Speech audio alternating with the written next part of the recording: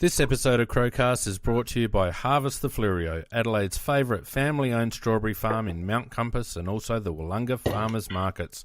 Don't forget to take the family down for their season opening weekend on the 10th and 11th of November.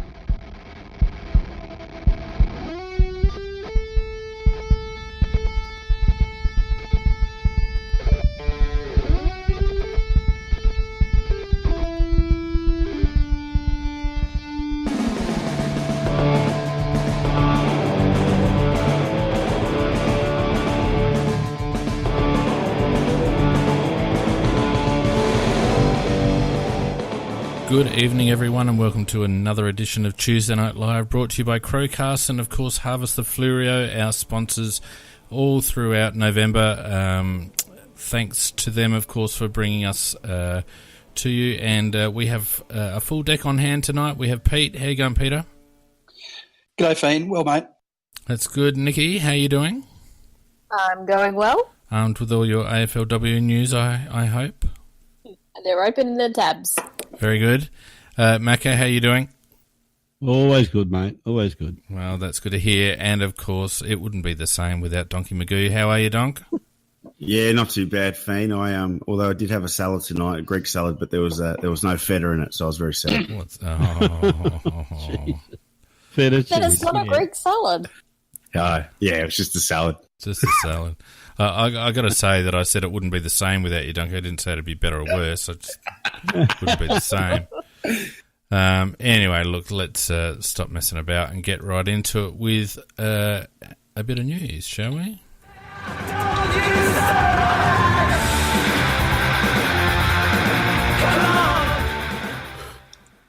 Little bit of news around for the Crows this week, and I guess if we take it chronologically, if we go back to what was a fairly significant a major announcement a few days ago, which was the completion of the AFL Integrity Unit investigation into the camp. There was a number of findings that came out, most particularly that there'd been, well, someone might be able to correct me here, I'm not sure of the actual terminology, was it we hadn't done anything illegal or anything like that we hadn't breached any rules of the AFL. And so in effect we were cleared, although certainly the Crows via Rob Chapman came out and said there were learnings. That's the buzzword of this week, learnings. Yeah. So there were learnings that had come back out of the at camp. the club? So there's who? Sorry, Nick? Craigie. Yeah, he just about is, isn't he? So anyway, learnings came out of it, and also the appointment of a full-time integrity officer now at the Crows, where it was only part-time previously. I'm sure that most people have heard enough about the camp and don't really want to go into that anymore. But is there any sort of any comments anyone wants to make about that bit of news? It was significant news, and I think it's fair to raise it. Well, but ignored by certain parts of the media who still were trying to muckrake. Well, you're right about that, Nicky. There's probably two aspects of it, in the sense that while the AFL made it clear that there were no AFL rules breached, they did say that we could have done it a lot better in terms of making sure who we got in the first place. Then secondly, once we got them, what they were actually going to do. And that all goes back to my favourite man again, dickhead. Jesus, early. Yeah, no, but that is a learning, and they say there's learnings. Well, we learnt that even the AFL think he is that. So I think it's we had nothing to hide in the sense of not breaking AFL rules. It does show we could have communicated a lot better anyhow as well. Any other comment? Oh, I think Macca has hit the nail on the head there with our communication out of it. I mean, if there was no smoking gun or nothing actually going on, which the AFL would have relished a chance to jump down on us for if they'd had. If there was something actually going on, or nothing going on, I should say, why didn't we clear it up a lot faster and a lot quicker? I think the cleanup on this has been just absolute shambles, and it's sort of held us all down. Yep. Now, I just have to point out too that at the moment we have no audio on Facebook, so apologies for that. What we'll do, we'll continue running Facebook and after the event. Unless I can get it sorted while we're chatting away here, I'll marry the audio up afterwards. Not quite sure what's going on there. Anyway, onwards and upwards. Fane, do you have any comment on that? Sorry, mate, I wasn't really listening. Sorry, mate. We're just talking about the. I was too busy trying to bloody We're just talking about the AFL's Integrity Unit report into the camp. Oh, look, bit of a whitewash, maybe. I don't know. I didn't think there was ever going to be anything come out of it, but I thought it was interesting to hear what the club had to say about it. So many contradictions come from the club over the course of the season, and their response and Chapman's response, I thought, was a bit glib under the circumstances. Yeah, it was interesting. Just shortly after too, there was a big spread in the paper on Sam Jacobs, and didn't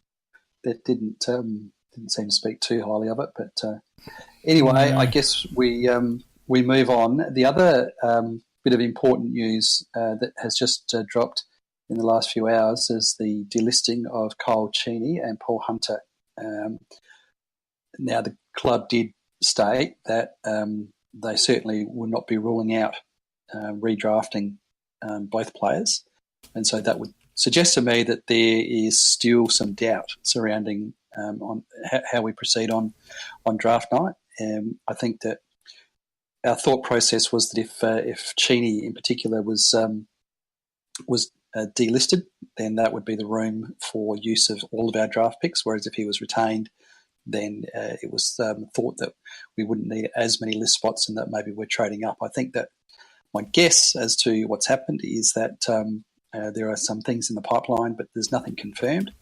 And so just prudent list management says plan for the worst case scenario.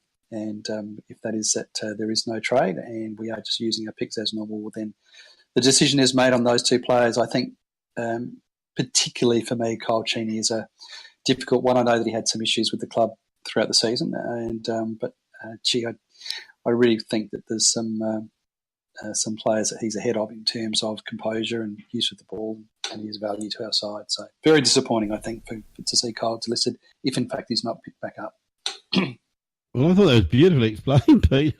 I was trying to explain it before we went on here, and I didn't understand what I was saying at the end. But I thought Pete summed it up beautifully, and I support his comment too about Cheney. He never disappointed every time he got a game, and I think he's a good backup to keep. So I do hope that at the end of the day, whether we do trade up or we don't trade up, we can find a spot for him in the club because he's a very good backup. Yeah, it's mystifying on the surface of it, really. Is there any chance we just rookie him so we don't have to pay his salary through the cap, or that's not a thing? I've just made it up. Well, it's possible. It is possible. I mean, I don't know. I haven't really got my head around the whole situation with Kyle. I mean, there was rumblings about his contract dispute and clauses not triggered because of injury mismanagement and perhaps some action being taken against the club and all this sort of stuff. And now for him to be the one with his head on the chopping block, I don't know. I'm a bit cynical about it, to be honest with you.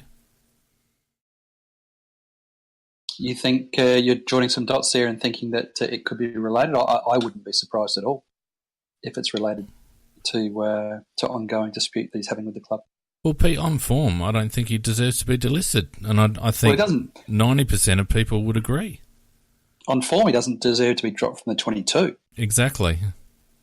But the problem was we have a player who has a contract that plays that same position, and he has a contract for next year. He's a younger player. I'm pretty sure he was on the table, but we didn't get a bite. I think if Kelly had have gone back to Victoria, there would be no doubt that Cheney would have had a spot and he would have got another year on his contract because he is a lot older. I mean, that's the thing. He's at the stage of 1 year contracts pretty much for being a depth player. He's and you guys are all spot on. Whenever he's come in, he's done exactly his job. But in terms of what is going on greater around the whole list, I can see why it's happened. I think he will. I wouldn't be surprised at all that if he's still on our list next year, that we do redraft him in, that things happen and we make sure that he's back on our list. Well, Nick, I certainly hope so. If we don't, I wouldn't mind betting that someone picks him up as a delisted free agent. Well, there's a couple of clubs around that could do far worse than have Kyle Cheney off halfback. I think he might have been also around to be shopped, and I don't think there was anybody biting at the time. But they can get him as a DFA now. Yeah. Well, that's about saying from November the 1st they can, can't they? Just to pick him up. Yeah, he's on the open market as we speak. So he's ours to lose if we were thinking of rookieing him or picking him up with a late pick or whatever we're trying to do. But a club like Gold Coast or someone like that who might be looking for an experienced head in the back line might just decide to jump on him. Yeah, that to me is quite a possibility, I think, because as I said, I'm not sure how many games he did actually play for us last year, but whether it was 6, 7, 8 or something like that. But everyone he did play, I can't think of him playing a bad one. So I would think that somebody like a Gold Coast or something like that, he could be an asset to them, and because he's got to keep a very cool head in a crisis too. So that wouldn't surprise me. Not too many other surprises around the traps, though. Really, the only minor surprise, I think, is that lad retiring from Hawthorne. I thought he might try to get a gig somewhere else, but that's him done. Yeah. And also, I guess, the interesting situation with Dan Menzel at Geelong. Yeah, Menzel's a very interesting case, isn't he? Because he's a very talented footballer, but he's sort of like a one-way midfielder in the sense that he's very good in the attacking sense. And if you look at his average of the number of tackles he lays in a defensive fashion, I don't think we're talking whole numbers. We're probably talking decimal points. So that's probably the one weakness in his game. Again, I think that surely somebody should pick him up because as some of the scribes have said, we're concentrating on what he can't do rather than what he can do. And what he can do is average 2 and a bit goals a game, which is pretty good. So he'll get picked up. Someone will pick him up without any shadow of a doubt. And interestingly, Macca, the comments released by his agent, Adam Ramanauskas, in relation to his stats of he has the highest percentage of one-on-one wins of any forward. Yeah, I did. I read that, and so he says basically, well, that's why he hasn't got great tackle numbers because he always wins the ball. Well, he's more than 50%. That's a clever sell, isn't it? It is. It is a clever sell, and look, I think he's a very talented player. And every talented player's got a weakness, and maybe that weakness of his on the one times that he doesn't win it. But and then maybe that is exaggerated too, because he tends to be very good at trying to make position to get on his own. And if he gets on his own, they don't kick it to him. Of course, he won't be tackling because he's not there. So it's a bit of a harsh judgment, I guess. He'll be on a list somewhere. You would think. There's plenty of clubs around that would like a medium-sized goal sneak. I mean, hell, I don't recall Stevie J making too many tackles in his career either. No. Last I saw there was 5 clubs that were keen. Yeah. Yeah. Poor amongst them, were they? I can't recall. I read it somewhere, Fiend. I'm sorry, I can't recall. Yeah, I'm just wondering, Adelaide Boy and all that, and Troy's back here winning A1 medals and all that Flags, sort of stuff. Yeah. You'd be surprised if the Adelaide clubs, one or both the other clubs didn't have a sniff. Oh, I don't think we would. Yeah, given who we've picked up in the trade so far with McAdam and whatnot. Yeah, you're right. Yep, but I reckon Port might have a sniff. Well, they've taken a lot of has-beens from other clubs so far, so keep on going. Yeah, well, he does fit the demographic, doesn't he? Another missing puzzle piece. That's right. Yeah. There could one question which I don't know whether any members of the panel or whether anybody out there listening can answer for me. Cam Ellis-Yeoman, is he on the main list or is he a rookie? Rookie. Rookie. The club has listed him as being on the main list. No, he's a rookie. Well, that was my understanding, but the final listing of the club has got him as on the main list, so I find that odd. Where's that from, Macca? That you've got the club listing him on the main list? If you go look at the AFL AFC site, sorry, I'm pretty sure they've still got him listed as on the main list. Well, they're not great at actually keeping that up to date, so. Well, actually, that's correct. So that might well be the case. I know he was up. Well, no, he wouldn't have been upgraded during the year because of the fact that rookies should just play, couldn't they? Well, Cheney's still on there, but I think he's always stayed on there because even though he got dropped off, he played senior games. And he used to be on the senior list. I don't think they've ever kind of actually took him off. You're right, Macca. At the moment, we've got Wilson Hunter and Lockie Murphy listed as rookies. Yep. Which is interesting. Because I'm 100% but the press sure. The press release said he was on the rookie list when announced him getting a last season. No, but when they talked about. Hang on, I'll find the article. Oh, when he got an extension. Yeah. Yeah. Okay.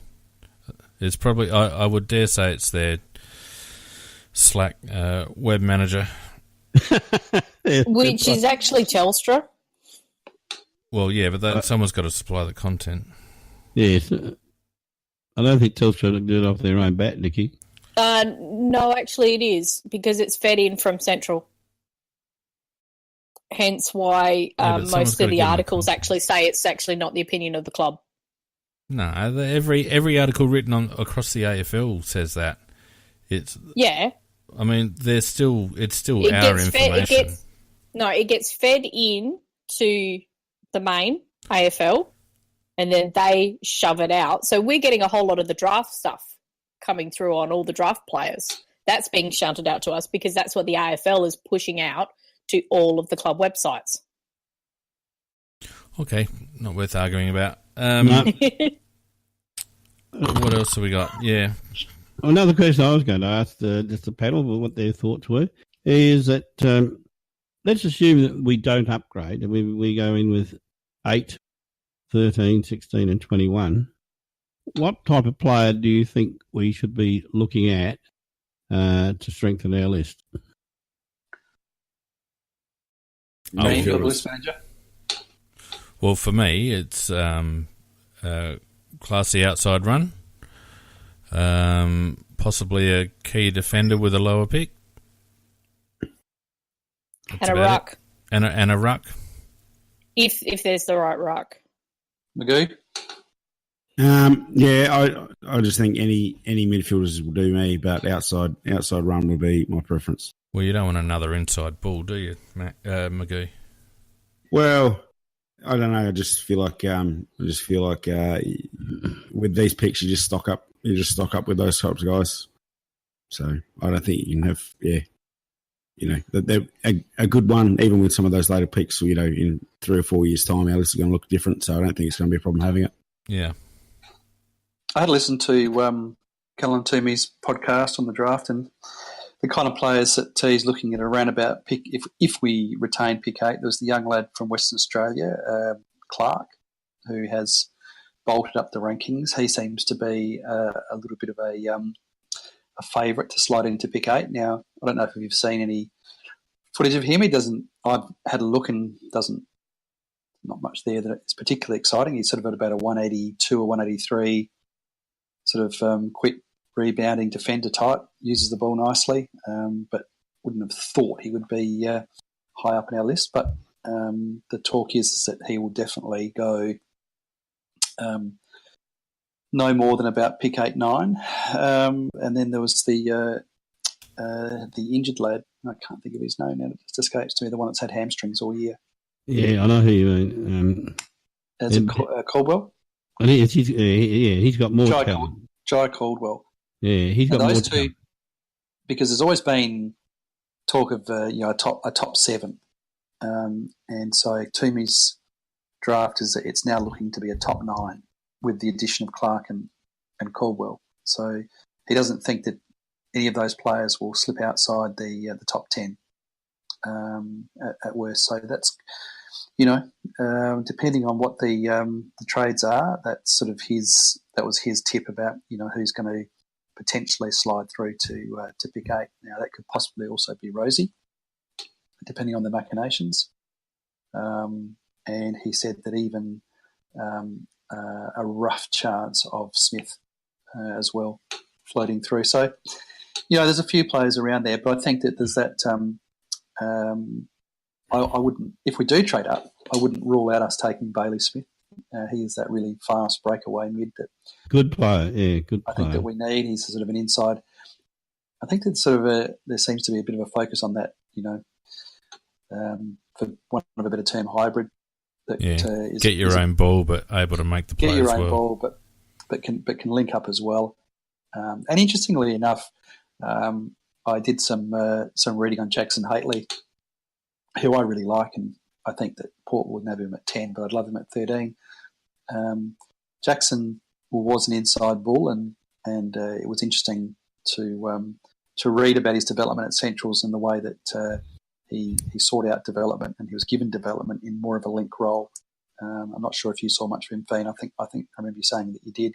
Yeah, but he became much more of a link player than what he had been in the past, and so there's that real focus on the kids now, sort of saying, well, you can't just be an inside or an outside. You've got to be a hybrid. You've got to be able to win your own ball, and you've got to be able to burst away. Almost Danger-esque type of Judd type of player that can just break space. And so, hopefully someone like Bailey Smith would be fantastic. Looking at his highlights, he looks terrific in that kind of role. Whether he slides through to us is another thing. Caldwell is another one who is very, very quick when he's got hamstrings. No, he always has them. They just kind of not fully... Just not functioning this optimized. year. So he's a risk. But anyway, so that's, to me, we desperately need, maybe a couple of that type of play just in case one fails to cover us. So I think that's kind of who we're looking at. So Adam asked on the chat if there was the defensive king twin available. Would you pick him up? No, absolutely not. No, me either. Not in a blue fit. There was an article today on that they released on Fox Sports, and just and I'm sure that I've got no doubt at all that put out by his management, or their management, and it was an article just going through just how close they are. Yeah, that's all that. And what best friends they are, and how much they hope to. I think they accept they're not going to be in the same team, but they're not separated. All this kind of stuff. And so that would just be an absolute disaster to pick him up at pick 8. Absolute disaster, because he will be gone in as quick as you like. And you know what, Fane? Even if you get some decent. He's a 200 centimetre kid. He's going to take 3 years to develop. What does that leave before free agency anyway? Yeah, exactly. There is just no good in that option at all. And that's no assessment on the ability, because I've got no doubt that he's an excellent player. But to me, you either have to, the clubs would have to be smart about it, and either Gold Coast take them at 2 or 3, which I think is still a distinct possibility. I think there's still a possibility that they take them at 2, 3, or they go to St Kilda and Western Bulldogs at 4 and 7, and stay in Victoria. It's an interesting point that you raise, Pete, regarding the flight risk and what you get before free agency, particularly with the taller players that traditionally take a little bit more time to develop. And we're getting to the point now where, unless you're confident either through a homegrown situation or just, through the character of the individual or whatever, it's hardly worth drafting a key position kid anymore, is it? Well, I think that's why they're so hot on Lukosius. Yeah. Because they can put 3 years into him and know that he's not going anywhere, and they'll get 200 out of him. Yep. And similar with Fogarty last year. Absolutely. Same with Fock. Same thing. And I think that, I don't buy this. It is a different argument to, the whole sort of issue of Vic Metro retention. Yes, we have retained Vic Metro kids, and we can. This is a completely different and absolutely isolated example of a perfect reason you would not draft one of these kids, because they are twins. And there is no doubt in my mind, at some point in their careers, they would be resolving to play football on the same team. Oh, absolutely. At the very least, be playing in the same state.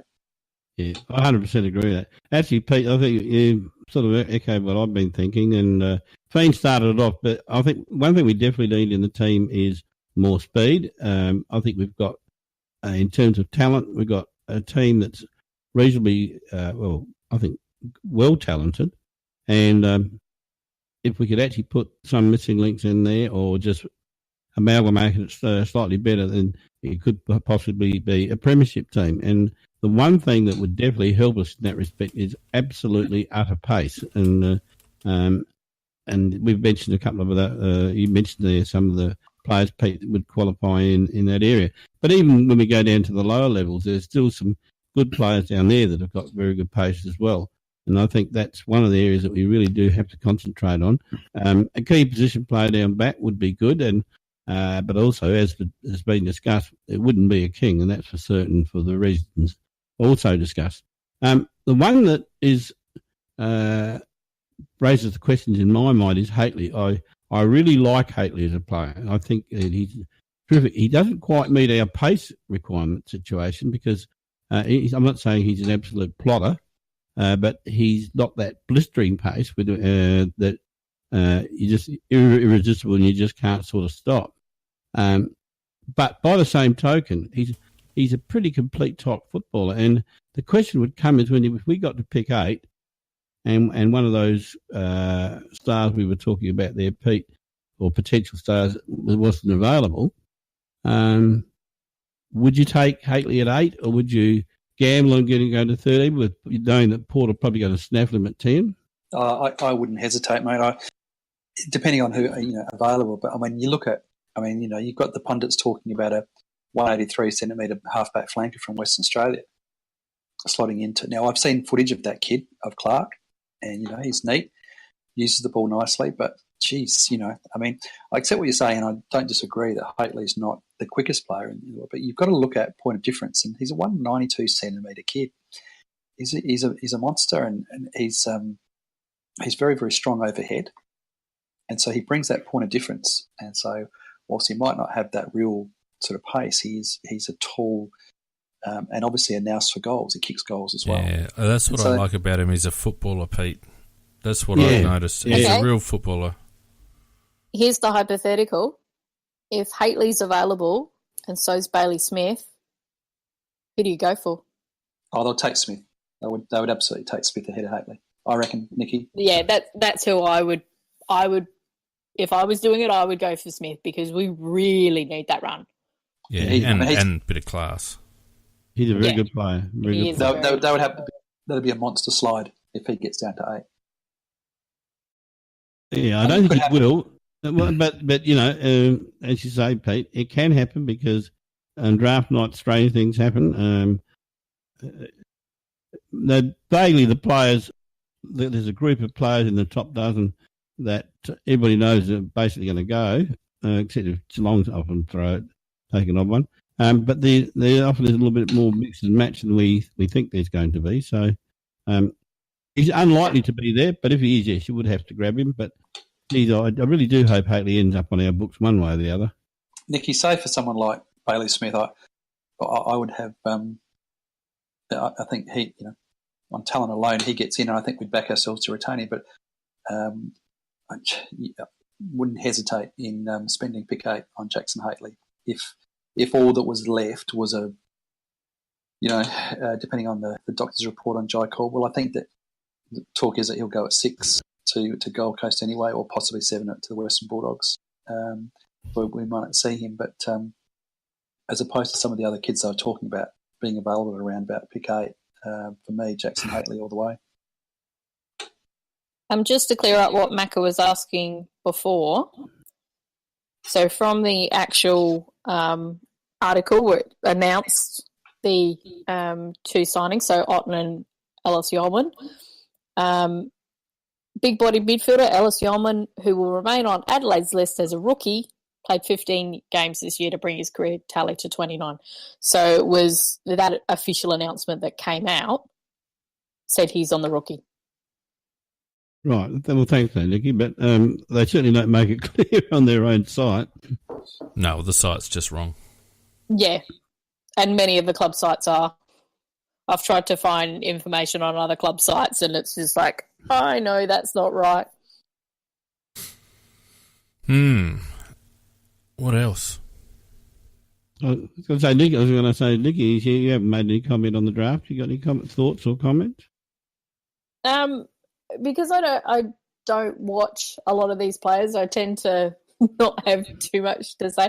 And the problem I have is those highlights we see, they are the best bits of the kids. You kind of want to see their all-round game. You want to see how they actually go when they're not going so well, because that's what's going to happen more times in your AFL career than anything. And you need to be able to see what they're doing there. So I am very happy to trust Haggis with whatever happers. Oh, I think his record speaks for itself. I'd certainly trust Haggis. I think Mark Bickley was saying that he went back, I think, to 2012 or 2013 or whatever, and he said for every pick under 30 there's not one mistake in by Haggis in that period, and that's outstanding, really. Thank God Signorello was over pick 30.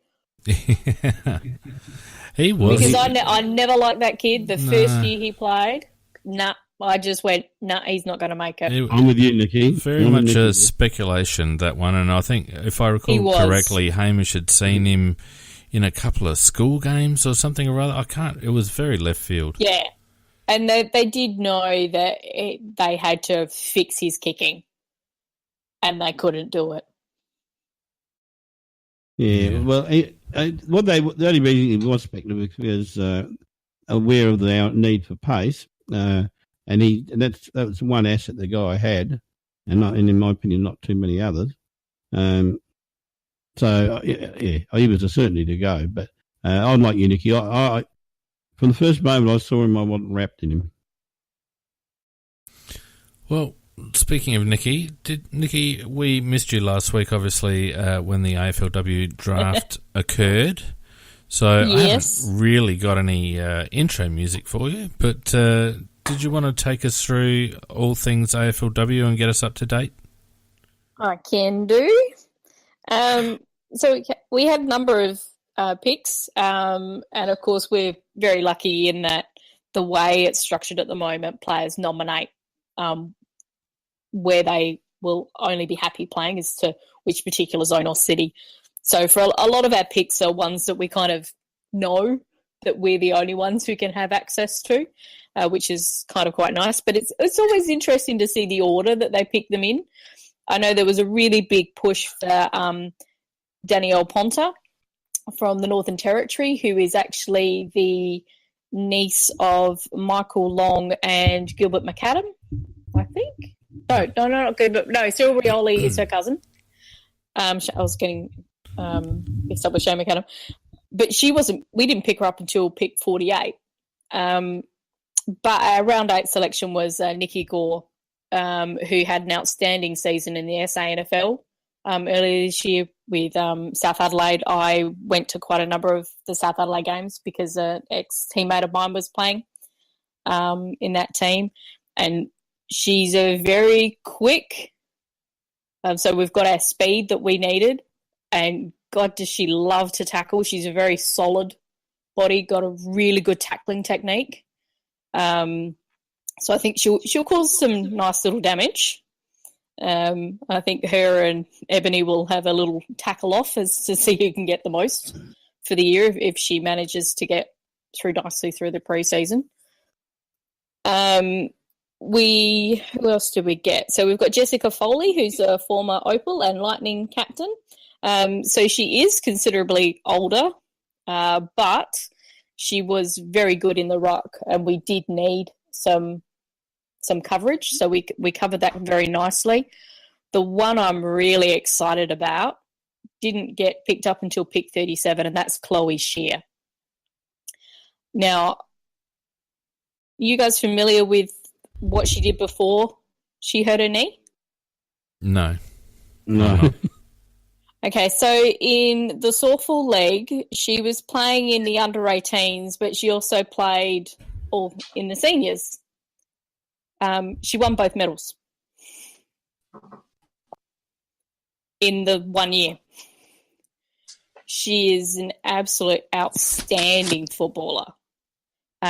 She did do her ACLs, so she hasn't played at all this season, but she has been at the club going through. So Adelaide has actually been working with her, going through a rehab, because we would have picked her up last year as a 17-year-old. She is a very outstanding footballer. So fingers crossed that she can kind of keep that footballing ability up that she had before. I think one of the nice stories is Caitlin Rosenwig, or otherwise just known as Rosie. So she's actually from up in the Barossa in Tanunda, and would drive down to play for North Adelaide. Used to play as a defender, and they switched her up forward, and she won the goal kicking of the SANFL. Really nice kick. Probably kick about 40, 45 metres. I should say she's got a really decent kick on her, which is one thing our team has. We do have a number of players who can actually kick long for the women's game.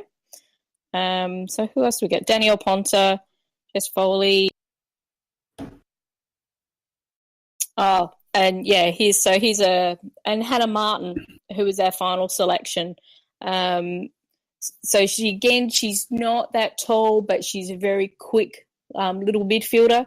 And she actually won the SANFLW Best and Fairest. Her sister is also quite a nice footballer, but she didn't. But she's younger sister, so I think she's not eligible till next year. But there was a nice balance that we picked up that covered some areas that we needed covering. But it's going to be interesting to see what the makeup will be because we also got some players back. So of course we got Renee Forth and Sophie Levi, GWS and Carlton. One question, Nikki. Erin Phillips. I presume she's fitting well again now. Yes. She had a lot of leg injuries last year. Was she a victim of our fitness team as well last year? She's a victim of her own fitness. She tends to push herself a little bit too much.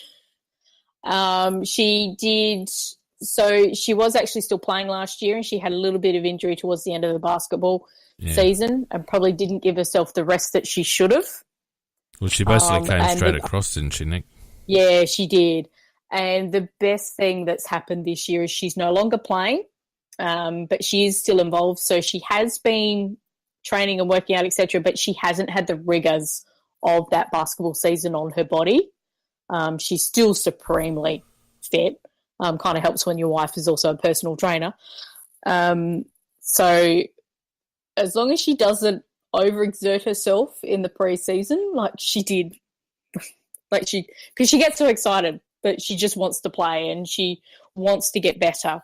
I think if we can hold her back that little bit that she needs to be held back and give her the rest when she needs it, I think she's going to, by the look of who we've picked up, I think she might go back to spending more time up forward than in the midfield. Yeah. Well, and she's a nightmare to match up on up forward. I was going to say the difference for when she played and when she didn't play in that team was like day and night. Oh, yeah. They all just walk so much taller because they just want to get better. But yeah, so that looked quite nice, the who we picked up. Now, who came off, just remind us who came off, Nikki, question without notice. Do you recall the main players that dropped off? So the two big ones are Jess Allen and Ruth Wallace. Yeah. And now Jess is because she's actually she is studying at Flinders University, but she's been accepted into the Armed Forces, and because of that, she cannot play any sport because she's about to do her orientation, etc., and things like this. So you're actually not allowed to do something that may get you hurt. So she's had to drop off because of that reason.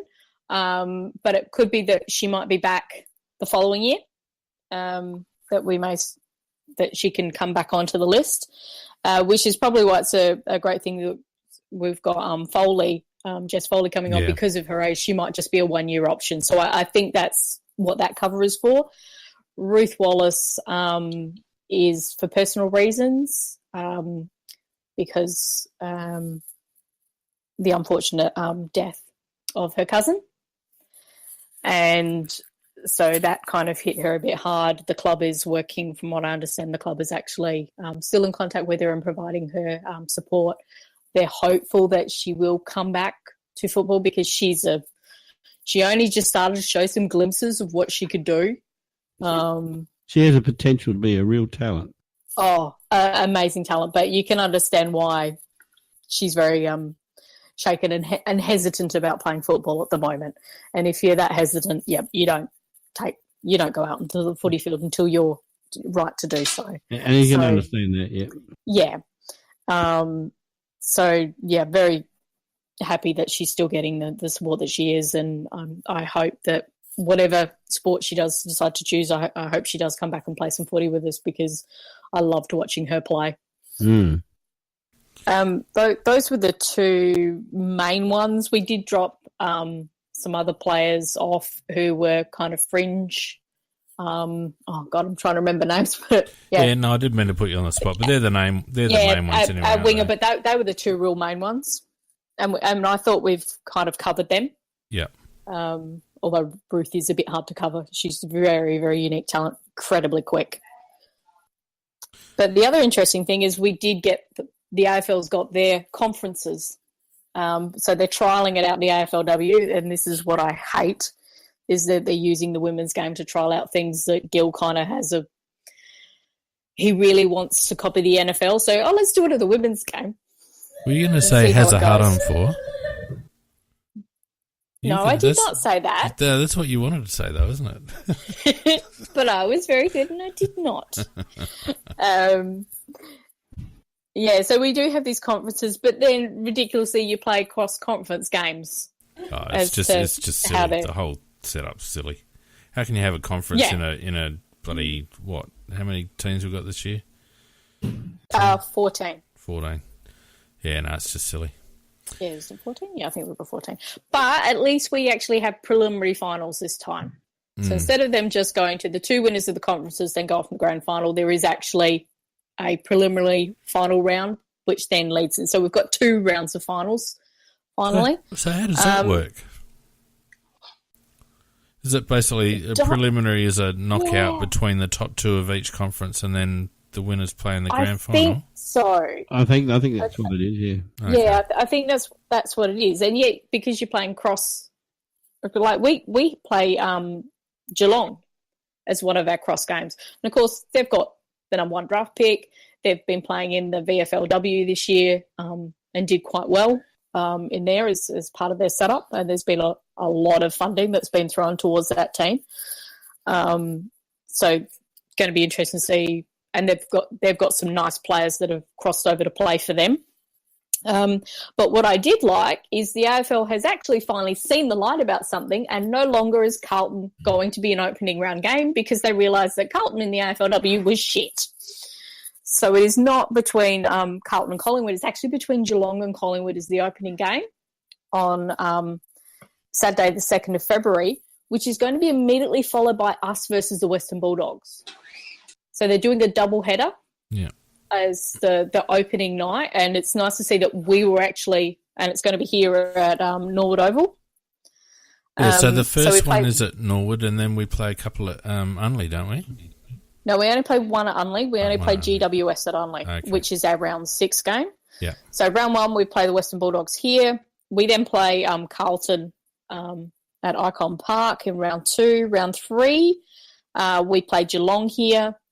We then travel up to Darwin for the Adelaide Fremantle game, which is the traditional one. I presume we'll also play them earlier as a little trial game up there like we have every year. That was round 4. Then we play, here we go, North Melbourne at Avalon Airport Oval. It's like, where the hell is that? Avalon Airport. Apparently it's not. It's named that, but it's not. It's actually much closer to the city than it is out there. Then it's the only game at GWS, and our final game of the season is actually Melbourne at Casey Fields. Nikki, I think it's only 10 teams in 2019. Oh, yeah, and then it jumps up 12. And then 14 in 2020. And that's why I thought conferences with 10 teams is a bit superfluous, really, isn't it? Yeah, it's a bit weird. Yeah. But the other thing, there was a really interesting article in The Guardian today regarding about some of the because we know that the VFLW has been particularly strong, and so but most of the foundation teams have actually not been able to play because the AFL has taken over the VFLW very much so, and they're putting in their stipulations on what the facilities need to be, what the ground is, that you have to have more doctors, you have to have specialist roles, etc. So the team that's been winning everything in the VFLW and actually was one of the big pushes to actually, and has supplied most of the top-line players is the Darebin Falcons. They actually had to have a $300,000 grant from their local council in order to keep them in the seniors of the VFLW. Otherwise, they would not be able to afford to. So the Eastern Devils, who were another one of those, had to drop out because they actually couldn't afford the costs that were now associated with this. So whilst it's actually been great and with increasing the numbers of women playing, etc., it's actually had a detriment on a number of these foundation clubs who have been keeping that sport going for decades, and for women to be able to play, particularly in Victoria, that it's kind of actually had this detrimental effect lower down. And I found that quite fascinating to read this article in The Guardian, that this is actually one of the bad things that's actually come out of it. Well, it wouldn't be like the AFL to do something half-assed, would it? Yeah. And this is why, because I know I've had some discussion on the Big Footy Board regarding, I have hesitation. I know that a number of other people involved in the SANFL have hesitation about the SANFL kind of going, oh, this makes money. Can we kind of get our fingers in the pie now? Because they were actually offered it a number of years ago. It was like, can you actually, look after this women's league, etc. And they pushed it back onto the Adelaide Footy League, back onto the amateurs, said, nope, we don't want to have anything to do with it. And then they've jumped on board because the AFL's now got the AFLW and they could sniff some money that they could make out of it. I like that it is it kind of runs a little bit parallel with the AFLW, so we can actually, we can send our players who aren't playing back and they're actually playing some decent quality football.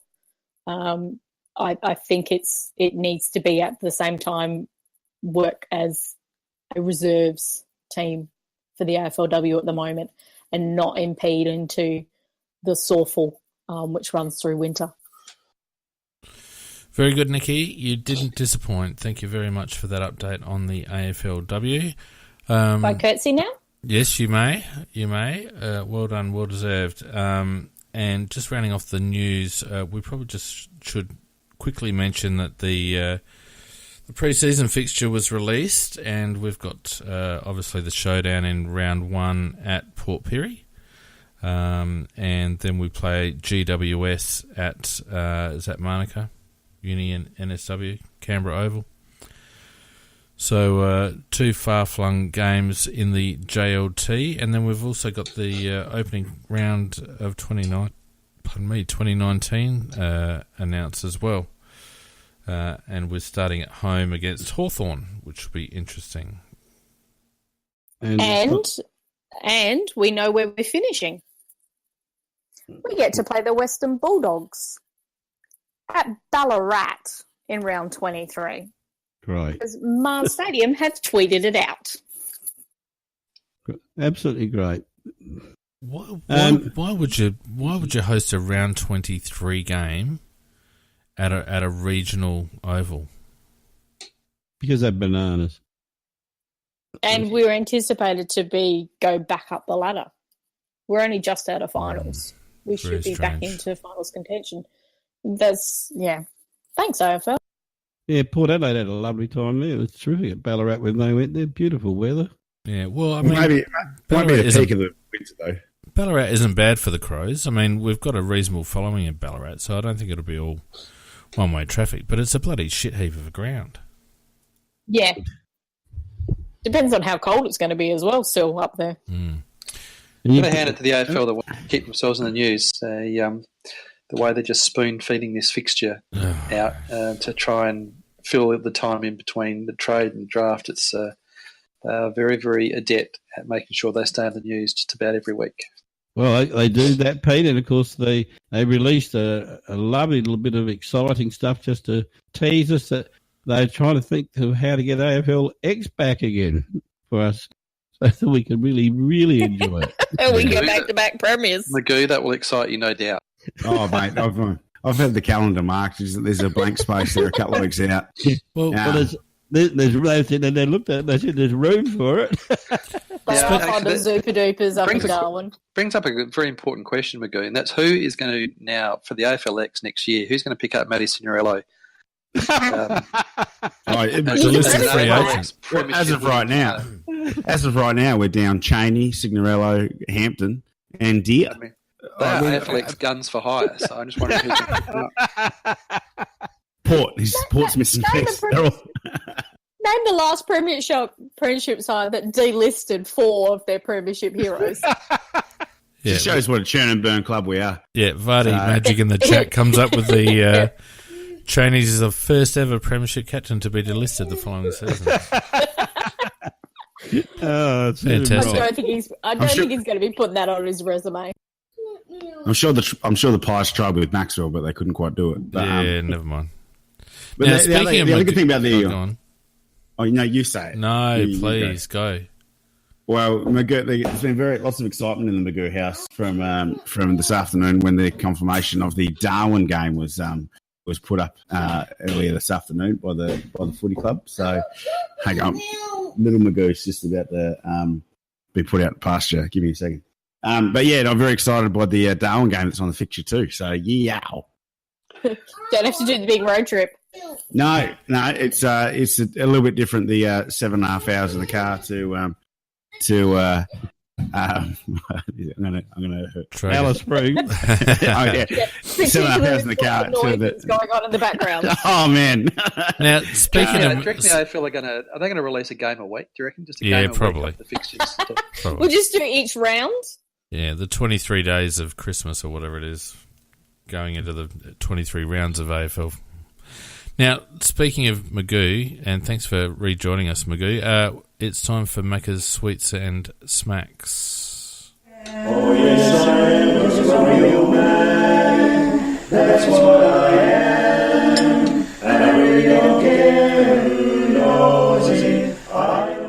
Now, before you head on, Macca, the reason why I use Magoo as a segue is because the last half an hour, Magoo's been conspicuously absent, and I just worked out why. He's been watching the bloody FFA Cup. He's been watching the soccer. No, I've been watching the Twitter feed. No. You've been watching the soccer, mate, and that's massive fines coming your way. Massive fines. I can't even watch the soccer. I needed a nomination for Cockwomble, so there's one. Oh, I've got a good one for Cockwomble. Anyway, go on, Macca. Nice. Oh, we're not having any music? I just did it. No, you didn't. I did. You didn't hear it. Sorry. Yeah. Like I said, my auto's a bit over the shop today, so keep going. No, better be my Womble song. No problem. Well, no sweets. There's not much that's happened to make me very excited in a very pleasant way during the week. My one smack because not much happening either on the other side. But the Port Adelaide issue, with what's his name? Who? What's his name? Yeah, what's his name? Yeah. Careful. No, I don't know his name. I just said, what's his name? And that Port Adelaide player, what's going on with that? I mean, if it was an Adelaide player, I would imagine we would be getting slandered and abused all over the place. And there was an issue there of some kind, apparently. And it just seems, at the moment, what is happening? No, well, they'd be examining the veracity of the materials, and there would have been representatives of the power who would have made it very, very clear to all sections of the media that the veracity of those materials were being examined, and until such time as they had been verified, they would be ill-advised to take it any further, which is what's happened, I think. Well, like the Adelaide Cab, the press, they were very restrained on that one as well, weren't they? Mm. Well, it's just a double standard. It just irritates me. Yeah, it is. You're right. It is. Of course it is. You're right, Macca. I agree. So I'm not sure really who I'm slapping or smacking, but I'm just whacking all heads all around at anybody that's concerned with what's his name and the whole issue. Is that it? And that's it for this week. I've got nothing else. Oh, well, I nominate Macca for Cockwomble, and I'm playing the music that you guys can hear. Tell me what I missed out on.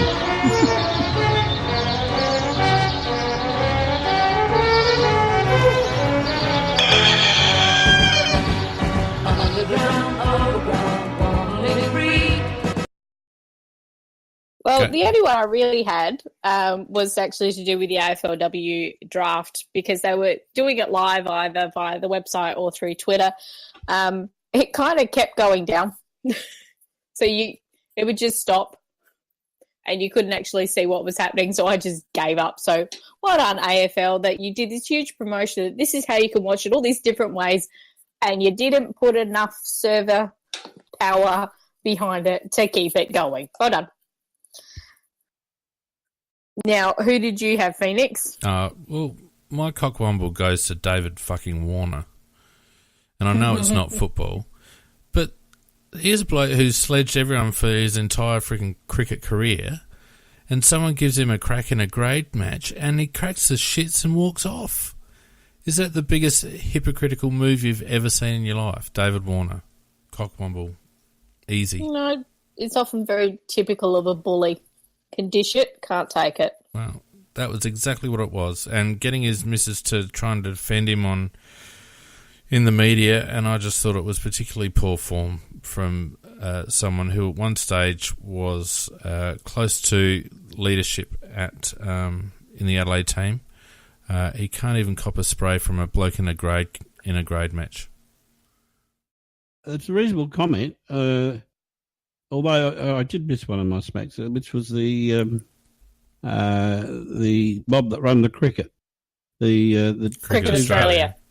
Cricket Australia. It's not actually hard to remember the mob that run cricket, Macca.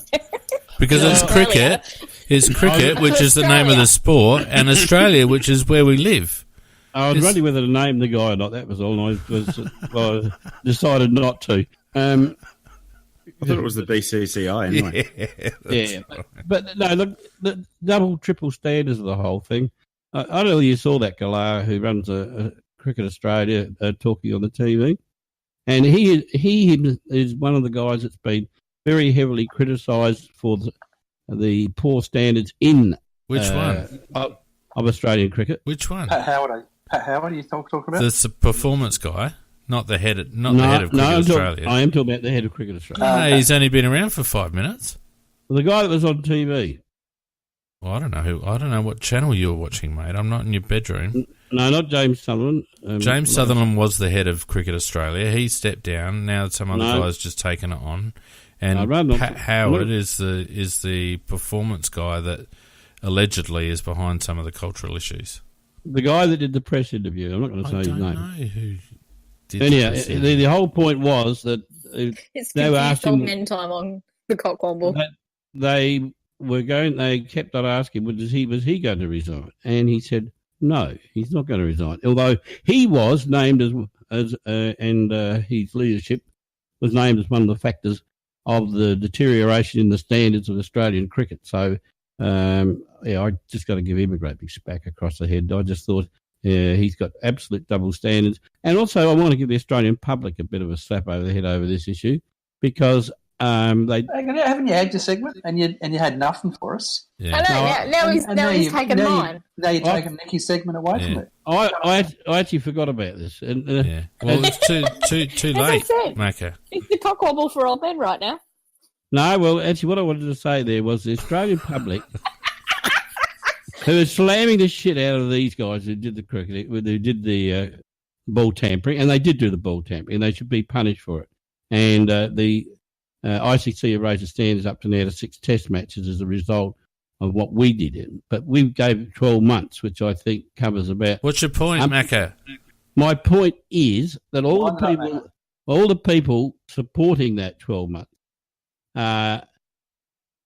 in my opinion, have a look at yourselves. You've never stolen anything from work. You've never cheated on your missus. You've never cheated. Give it up, Macca. That's a ridiculous statement. They got given the time, they do it. They sit there like you've bloody never purists. cheated on your missus. Come Can on, I finish? Mate. Let me have. No, you've had your time. You're the cockwomble. So Macca is the cockwomble this week. No, everyone. let me finish. Oh my God. Have you been drinking? Play music. They sit there like bloody Puritans.